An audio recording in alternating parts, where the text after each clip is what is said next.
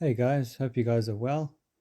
So I just want to show you guys the strategy that I've been using over the past month or so, maybe a little bit longer, that I've been back testing and forward testing using this band and also using this moving average that changes color. Because before I was using this band and I didn't really have a very good confirmation besides trading off levels. So waiting for the band to give me a signal and then I'd look left for a nice level to take the trade off. But now I've incorporated this moving average that changes color, and it's really made a massive difference to the actual strategy. You can see this first trade over here, the band gives a signal, and then the moving average changes color, and then you get in. And it's the same thing for the way down. You get a signal here at the top from the band. Then once the moving average changes color, that's the confirmation, and then the price goes the other way. You can see down here, see how this band does actually give you false signals.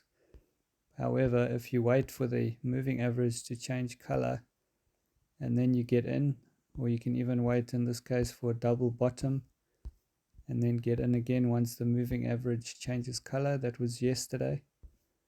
Now you can see going today there were no signals yet, but as you can see the band keeps you out of trouble when the market is in a major trend like this. And then I'm not sure why it didn't give a signal here at the top, but it should have. Then as you can see, the band changed color and the price dropped. Okay, so let's just back test it a bit. So you'll see here this major drop from the top here. The band gives a signal, price pierces outside the band, and the moving average changes color, and the price dropped about 1,000 pips.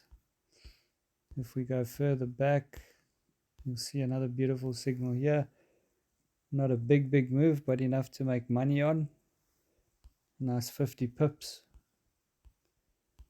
So we'll just go back a bit more. There's another beautiful one here. Pops outside of the band. Moving average changes color, then it drops.